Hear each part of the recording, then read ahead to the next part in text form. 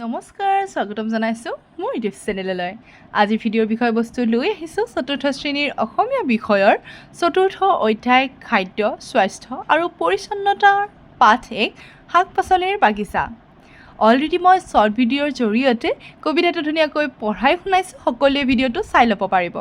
আৰু এই ভিডিঅ'টোত মই আলোচনা কৰিম প্ৰশ্ন আৰু উত্তৰ আৰু লগতে যিমানখিনি পাঠভিত্তিক ক্ৰিয়াকলাপ আছে আটাইবোৰ ধুনীয়াকৈ আলোচনা কৰা হ'ব। যদি আপোনালোকৰ এই ভিডিঅ'টো চাই ভাল লাগে তেন্তে লাইক কমেণ্ট শ্বেয়াৰ কৰিব আৰু যদি মোৰ চেনেলটোলৈ নতুনকৈ আহিছে তেতিয়াহ'লে ছাবস্ক্ৰাইব কৰিবলৈ নাপাহৰিব। এতিয়া আহকচোন পলম নকৰি ভিডিঅ'টো আৰম্ভ কৰোঁ। চতুৰ্থ অধ্যায় খাদ্য স্বাস্থ্য আৰু পৰিচ্ছন্নতা পাঠ 1 শাক পাচলিৰ বাগিচা। ভিডিঅ'টো আৰম্ভ কৰাৰ পূৰ্বে ক'ব খুজিছোঁ, যিহেতু মই কিতাপবোৰ বিদ্যালয়ৰ পৰা কালেক্ট কৰিব লগা হয়, তাত ধুনীয়াকৈ ছাত্ৰ ছাত্ৰীসকলে লিখি থৈ দিয়ে। আখৰবোৰলৈ আপোনালোকে বেছি গুৰুত্ব নিদিব। আপোনালোকক লাগিলে মই বহীত লিখি দিম বা লিখি দেখাই দিম কোনটো শব্দ কেনেধৰণে লিখা হৈছে, ঠিক আছে। মই তেওঁলোকৰ আখৰবোৰ মুচিবলৈ চেষ্টা কৰা নাই, যিহেতু মোৰ ভিডিঅ' তেওঁলোকেও চাই, তেওঁলোকে ভাল পাব তেওঁলোকৰ আখৰবোৰ দেখিলে আৰু আগন্তুক দিনলৈ তেওঁলোকে আকৌ তেওঁলোকৰ আখৰবোৰ ভাল কৰিবলৈ চেষ্টা কৰিব, হয়নে? যে মই আখৰটো যদি ধুনীয়া কৰোঁ, বাইদেউ আকৌ কিতাপখনত মোৰ আখৰটোৱে দেখাব নহয়, সেয়েহে তেওঁলোকে আকৌ নিজৰ আখৰবোৰ ঠিক কৰিবলৈ চেষ্টা কৰিব। সেইকাৰণে মই আখৰবোৰ মুচি দিয়া নাই। অকণমান বয়স অনুযায়ী আখৰৰ কিবা অকণমান খেলি মেলি দেখিব পাৰে, কিন্তু মই আপোনালোকক ধুনীয়াকৈ লিখি মেলি দেখুৱাবলৈ চেষ্টা কৰিম, ঠিক আছে। সেইখিনি কথা আপোনালোকক মই ধুনীয়াকৈ কৈ থ'লোঁ। এতিয়া আমি ক্ৰিয়াকলাপৰ পাঠভিত্তিক যি প্ৰথম প্ৰশ্নটো দিছে সেইটো কি দিছে চাই লৈছোঁ। তলত দিয়া বাক্যাংশকেইটাৰ অৰ্থ বুজোৱা শব্দকেইটা পদ্যটোত বিচাৰি উলিয়াই লিখা। ক খঙাল আৰু মন খুলি কথা নোকোৱা, অৰ্থাৎ খঙাল আৰু মন খুলি কথা নোকোৱা এই বাক্যটোৱে কবিতাটিৰ কোনটো শব্দক বুজাইছে সেইটো আমাক লিখিব দিছে।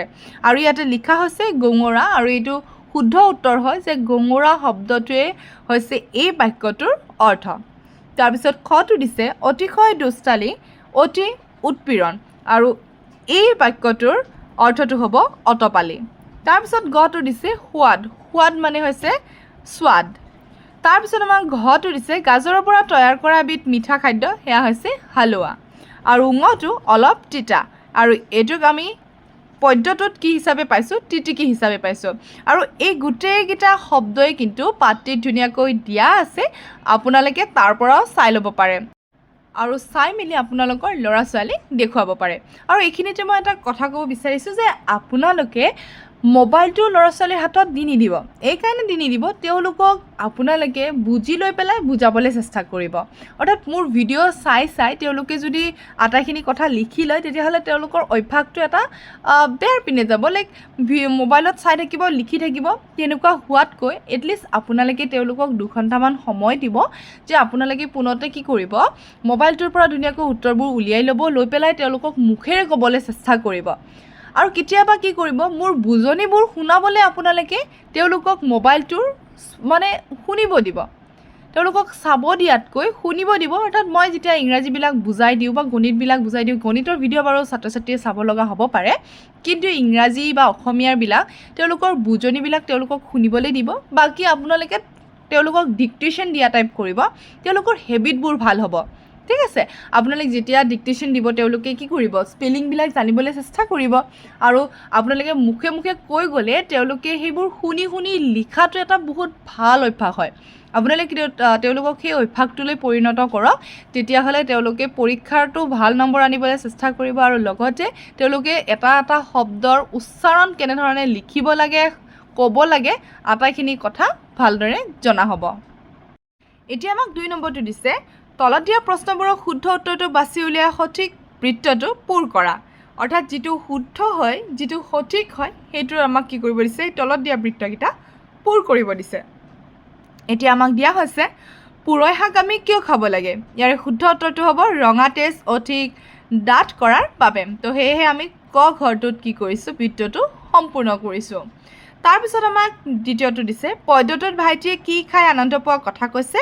ইয়াৰে আমাক 4টা অপশ্যন দিছেতো, তো ইয়াৰে গটো হ'ব যে গাজৰৰ হালোৱা আৰু চালগুম ভজা খাই ভাল পায় বুলি কৈছে, সেয়েহে আমি গটোত কি দিছোঁ, বৃত্তটো সম্পূৰ্ণ কৰি দিছোঁ। তাৰপিছত আমাক তৃতীয়তে দিছে কবিয়ে শ্বিলঙত কিহৰ বাগিচা দেখাৰ কথা কৈছে। ইয়াৰে উত্তৰটো হ'ব গছ স্কোৱাছৰ হ'ব, আৰু সেয়েহে আমি গ বৃত্তটো সম্পূৰ্ণ কৰিছোঁ। তাৰপিছত আমাক চতুৰ্থটো দিছে শাক পাচলিৰ বাগিচা পদ্যটোৰ জৰিয়তে কবিৰ কি ভাৱ প্ৰকাশ হৈছে। ইয়াৰে উত্তৰটো হ'ব যে শাক পাচলিৰ গুণাগুণ জনাব বিচাৰিছে। আৰু ইয়াৰে খ আমাৰ যিটো শুদ্ধ উত্তৰ সেইটো আমি বৃত্তটো সম্পূৰ্ণ কৰি দিছোঁ। ঠিক আছে, এইখিনি হৈছে 2 নম্বৰৰ উত্তৰসমূহ। এতিয়া যিখিনি 3 নম্বৰ আছে 3 নম্বৰৰ প্ৰশ্ন আৰু উত্তৰ মই ধুনীয়াকৈ বহি এখনত লিখি ৰাখিছোঁ, তাৰ পৰাই দেখুৱাবলৈ চেষ্টা কৰিম। 3 নম্বৰৰ উত্তৰবোৰো ছাত্ৰজনে ধুনীয়াকৈ লিখি ৰাখিছে কাষৰ পিনে, তথাপিও মই কিন্তু বহীত লিখি ৰাখিছোঁ কেনেধৰণে উত্তৰটো লিখিলে বেছি শুৱলা হ'ব। ঠিক আছে, মই এটা এটাকৈ প্ৰশ্ন আৰু উত্তৰ দুয়োখিনিয়ে দেখাই দিম। ইয়াতে 4টা প্ৰশ্ন দিয়া আছে, ইয়াতে যি 4টা প্ৰশ্ন দিয়া আছে মই বহীটো লিখি ৰাখিছোঁ, মই বহীখনৰ পৰাই দেখুৱাম। এতিয়া ইয়াতে 3ৰ কটো দিছিলে যে কাকি ৰ'লৰ সোৱাদ কেনেকুৱা, উত্তৰ হ'ব কাকি ৰ'লৰ সোৱাদ তিতা। তাৰপিছত খটো সুধিছিলে চালাডৰ ৰজা কোন, উত্তৰ হ'ব চালাডৰ ৰজা তিয়ঁহ। গটো আমাক সোধা হৈছিলে যে কি খালে পেটৰ অটপালি দূৰ হয়, ইয়াৰে উত্তৰ হ'ব অমিতা খাৰ খালে পেটৰ অটপালি দূৰ হয়। খ প্ৰশ্নটো আমাক দিয়া হৈছে কিতাপত যে পদ্যটোত কোনটো শব্দই খৰালি কালৰ অৰ্থ প্ৰকাশ কৰিছে, উত্তৰ হ'ব পদ্যটোত খৰকাল বতৰীয়া শব্দই খৰালি কালৰ অৰ্থ প্ৰকাশ কৰিছে। আটাইখিনি উত্তৰ ধুনীয়াকৈ চাই ল'লে হ'ল। মই ধুনীয়াকৈ প্ৰশ্ন আৰু উত্তৰ দুয়োটাই লিখি ৰাখিছোঁ। ঠিক আছে, এতিয়া আমাক নেক্সট প্ৰশ্ন কি দিছে সেয়া চাই লৈছোঁ। এতিয়া আমাক 4টো দিছে ভাবা আৰু লিখা। ক পদ্যটোত থকা খৰালি কালত হোৱা শাক পাচলি কেইবিধৰ নাম চিনাক্ত কৰা। অৰ্থাৎ ইয়াতে আমাক পদ্যটোত যিখিনি শাক পাচলি দিছে সেয়া খৰালি কালত হোৱা শাক পাচলিসমূহ চিনাক্ত কৰিব দিছে। আশা কৰোঁ তোমালোকে হয়তো জানাই কোনবোৰ শাক পাচলি খৰালি কালত হয়, হয়নে? তথাপিও মই তাৰ পৰা দেখুৱাবলৈ চেষ্টা কৰিম যে কোনবোৰ শাক পাচলি খৰালি কালত হয়। পদ্যটিৰ প্ৰায় শাক পাচলি কেনেকুৱা হয়, খৰালি কালতো হয় বাৰিষা কালতো হয়, হয়নে? তাৰে মাজৰ পৰাই বাৰু মই কেইবিধমান লিখিছোঁ যি খৰালি কালত হয়, যেনে ধৰণৰ পালেং শাক, পুদিনা, লফা, বিলাহী, বেঙেনা, মূলা, গাজৰ, উৰহী, অমিতা। আজিকালি বিলাহীয়ে হওক বা গাজৰ হওক, অমিতা হওক, এইবিলাক বেঙেনা হওক আমি খৰালি বাৰিষা সকলো সময়তে পাওঁ, হয়নে? তথাপিও যদি আমি নিৰ্দিষ্ট সময়টো লিখোঁ তেতিয়াহ'লে এইখিনি শাক পাচলি আমি খৰালি কালত পাওঁ। হ'ব, এতিয়া আমাক নেক্সট প্ৰশ্নটো কি দিছে সেইটো চাই লৈছোঁ। আমাক খ প্ৰশ্নটো দিয়া হৈছে যে পদ্যটোত থকা কোনকেইবিধ শাক পাচলি তুমি ভাল পোৱা আৰু কেনেকৈ খাই ভাল পোৱা। এতিয়া সেইটো তোমালোকৰ ওপৰত ডিপেণ্ড কৰিব যে তোমালোকে কোনকেইবিধ শাক পাচলি ভাল পোৱা আৰু কেনেকৈ খোৱা।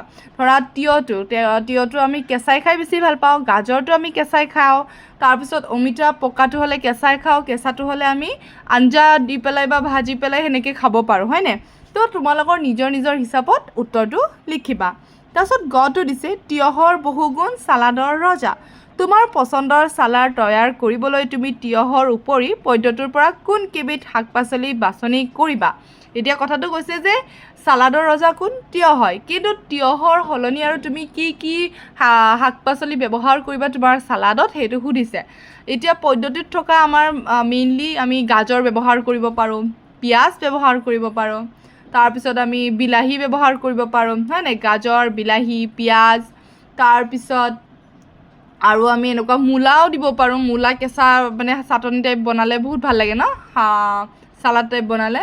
তেনেকুৱা ধৰণৰ আমি শাক পাচলি ব্যৱহাৰ কৰি পেলাই কি কৰিব পাৰোঁ, চালাড তৈয়াৰ কৰিব পাৰোঁ। ঠিক আছে, এতিয়া আমাক নেক্সট কি দিছে সেইটো চাই লৈছোঁ। 5 নম্বৰটো দিছে শাক পাচলিৰ বাগিচা পদ্যটোত তোমালোকে মুঠতে কেইবিধ শাক পাচলিৰ নাম পালা সেইবোৰ শাক আৰু পাচলি হিচাপে ভাগ কৰি লিখা। ইয়াতে ধুনীয়াকৈ ষ্টুডেণ্টজনে লিখি ৰাখিছে শাক মৰলীয়া, পদিনা, ডাঠা, তাৰপিছত ইয়াতে লিখা হৈছে লফা, খুতৰীয়া, তাৰপিছত এইটো কি লিখিলে, চুকা লিখিলে, পালেং লিখিছে, ধুনীয়াকৈ শাক কেইবিধৰ নাম লিখিছে। পাচলি হিচাপে লাও লিখিছে, অমিতা লিখিছে, বেঙেনা লিখিছে, ভোল লিখিছে, ভেন্দি লিখিছে, উৰহী লিখিছে, বহুত ধুনীয়াকৈ লিখি ৰাখিছে, হয়নে? এতিয়া আমাক 6 নম্বৰটো কি দিছে সেইটো চাই লৈছোঁ, কিন্তু 5 নম্বৰত বেলেগ বেলেগ শাক পাচলিও তোমালোকে লিখিব পাৰা যিটো পদ্যটোত পাইছা। এতিয়া আমাক 6টো দিছে যে কিছুমান শাক পাচলি লতাৰ দৰে বগাই যায়, এনেই গছবোৰ বগাই যাবলৈ হেদালি, জেং আদি দি সুবিধা কৰি দিয়া হয়। পদ্যটোৰ পৰা লতাজাতীয় শাক পাচলিবোৰৰ নাম বিচাৰি লিখা। ইয়াতে মই কৈ দিছোঁ যে প্ৰথমতে হৈছে আমাৰ যি কোমোৰাটোৰ কাৰণে আমি তেনেধৰণৰ কি কৰোঁ, যোগাৰ কৰোঁ, হয়নে? বা জিকা, এই সকলোবোৰ শাক পাচলি কেনেকুৱাকৈ লাগে যে আমি তাক কি কৰা হয় ধুনীয়াকৈ আমি চাং পাতি মানে মোৰ হয়তো হেৰি নাহিব পাৰে দেই, শব্দবোৰ নাহিব পাৰে, মানে জেং দি পেলাই বা হেদালি দি পেলাই ধুনীয়াকৈ তৈয়াৰ কৰা হয়, কৰি পেলাই সেই তাৰ বীজবোৰ দি পেলাই যেতিয়া ডাঙৰ হ'ব কি ধুনীয়া ধুনীয়াকৈ দীঘলকৈ জিকা লাগে, কোমোৰা লাগে, পানীলাও লাগে, হয়নে? তাৰপিছত ভেন্দিবোৰ বাৰু তেনেকৈ নালাগে। তাৰপিছত আৰু তিতা কেৰেলা তেনেধৰণে লাগে, ইমান ধুনীয়া লাগে ন যেতিয়া লাগি থাকে। এইবোৰ দৃশ্য কিন্তু চাবলৈ ভাল লাগে যেতিয়া শাক পাচলিবোৰ লাগি থাকে, তেনেধৰণৰ জেং পাতি দিয়া বা হেদালি পাতি দিয়া বৰ ধুনীয়া দেখিবলৈ পায়, হয়নে? এতিয়া ভাষা অধ্যয়নৰ প্ৰথমটো দিয়া হৈছে শাকনিলৈ যাওঁ আমি তোমালোকে পঢ়া পাঠ। ইয়াত শাক মূল শব্দটোৰ লগত অনি যোগ হৈ শাকনি হৈছে শাক যোগ অনি শাকনি, ঠিক তেনেকৈ ঘাঁহ যোগ অনি ঘাঁহনি, মাহ যোগ অনি মাহনি। এতিয়া এইকেইটা সকলোৱে নিজেও লিখিব পাৰিব যে ওপৰত দিয়া উদাহৰণকেইটা চাই তলৰ শব্দকেইটা ভাঙি দেখুওৱা। ধানটো কি হ'ব? ধাননিটো কি হ'ব? ধান যোগ অনি ধাননি। কাঠ যোগ অনি কাঠনি। বাঁহ যোগ অনি বাঁহনি। তাৰপিছত পদুম যোগ অনি পদুমনি। ঠিক আছে, এনেধৰণে লিখিলে হ'ল, মই যেনেধৰণে কৈছোঁ। তাৰপিছত ইয়াতে দিছে পঢ়া পুৰৈয়ে ৰাঙলী কৰে ৰঙা তেজ আৰু দাঁত, শাকনিলৈ যাওঁ আমি তোমালোকে পঢ়া পাঠ। তো ইয়াতে কি দিছে যে এই পদ্যফাকি গদ্যত লিখিলে হয় পুৰৈয়ে ৰঙা তেজ ৰাঙলী আৰু দাঁত কৰে, আমি শাকনিলৈ যাওঁ তোমালোকে পাঠ পঢ়া, এনেধৰণে হ'ব লাগিছিলে, হয়নে? ইয়াত একম বাক্যৰ দৰে পদটোৱে পুৰৈয়ে তেজ দাঁত কৰা কাম, দ্বিতীয় বাক্যত যাওঁ পদটোৱে শাকনিলৈ যোৱা কাম, আৰু তৃতীয় বাক্যত পঢ়া পদটোৱে পাঠ পঢ়া কাম কৰা বা হোৱা বুজাইছে। এনেদৰে কোনো কাম কৰা বা হোৱা বুজোৱা পদবোৰেই হ'ল ক্ৰিয়াপদ। ক্ৰিয়াপদ মানে ইংৰাজীত যে আমি ভাৰ্ব বুলি কওঁ, লাইক ৰিডিং, ৰাইটিং, এইবিলাক কওঁ যে, লাইক পঢ়া, ৰিড, লিখা, ৰাইট, ৰান, এইবিলাকক আমি কি বুলি কওঁ? এটা ভাৰ্ব বুলি কওঁ, হয়নে? এই ভাৰ্বকে আমি অসমীয়াত কি বুলি কওঁ? ক্ৰিয়াপদ বুলি কওঁ। অৰ্থাৎ ক্ৰিয়াপদ কি হয় যে যি পদে কোনো কাম কৰা বা হোৱা বুজায় সেই পদক আমি কি বুলি কওঁ? ক্ৰিয়াপদ বা ভাৰ্ব বুলি কওঁ। এতিয়া আমাক নেক্সট দিছে তলত দিয়া পদ্যফাকি গদ্য ৰূপত লিখি ক্ৰিয়াপদবোৰৰ তলত আঁচ টানা, অৰ্থাৎ যিবিলাক আমাৰ কাম কৰা শব্দ বুজাইছে সেইবোৰত কি কৰিব দিছে? আঁচ টানিব দিছে অকণমান গদ্য ৰূপত লিখি পেলাই, যেনে ৰঙা মিঠা লাও খাওঁ। ঠিক আছে, খাওঁটো কি হয়? এটা কাম কৰোৱা পদ হয়, অৰ্থাৎ শব্দ হয়। ঠিক আছে, তাৰপিছত অমিতা খাৰত যায়টো এটা কি হয়? ক্ৰিয়াপদ হয়। ঠিক আছে, এনেকুৱা ধৰণৰ শব্দবোৰক আমি কি বুলি কওঁ? ক্ৰিয়াপদ বুলি কওঁ। এতিয়া আমাক নেক্সট কি দিছে সেইটো চাই লৈছোঁ। কাষৰ কাৰ্ডখনৰ পৰা উপযুক্ত কাম কৰা বা হোৱা বুজোৱা শব্দ ব্যৱহাৰ কৰি তলৰ বাক্যকেইটা পূৰ কৰা। অৰ্থাৎ কটোত হ'ব এতিয়া কাইলৈ আমি পুথিভঁৰাললৈ কি হ'ব? এইটো যাম। কি হ'ব? যাম হ'ব। তাত বহুত কিতাপ আছে হ'ব। আমি তাত কিতাপ কি কৰিম? পঢ়িম। দেউতাই কালি মোক এখন গাড়ী কিনি কি হ'ব? দিলে। তাৰপিছত অন্তৰাই কিতাপ পঢ়ি ভাল পায়। শান্তা আবেলি আমাৰ ঘৰলৈ আহিব। অয়ন স্কুললৈ কি হ'ব? গৈছে। মই গোটেইকেইটা এবাৰ লিখি দিছোঁ বাৰু। ইয়াতে মই উত্তৰকেইটা লিখি ৰাখিছোঁ যে কাইলৈ আমি পুথিভঁৰাললৈ যাম, তাত বহুত কিতাপ আছে, আমি তাত কিতাপ পঢ়িম, দেউতাই কালি মোক এখন কিতাপ কিনি দিলে, অন্তৰাই কিতাপ পঢ়ি ভাল পায়, শান্তা আবেলি আমাৰ ঘৰলৈ আহিব, আৰু অয়ন স্কুললৈ গৈছে। এতিয়া জ্ঞান সম্প্ৰসাৰণত দিয়া 12 নম্বৰটো আমি চাইছোঁ যে হাতৰ ভাঙোৱা হাঁহ। কটো দিছে গোন্ধ পালেই নাকত ধৰে পেটৰ ৰোগত বিচাৰি ফুৰে, এইটো হৈছে ভেদাইলী লতা বা আমি যে কওঁ ভেদাইলতা, সেইটো।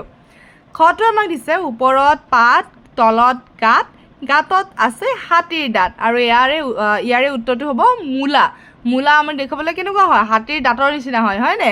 তো ইয়াৰে দুটা উত্তৰ আমি ধুনীয়াকৈ পাই গ'লোঁ।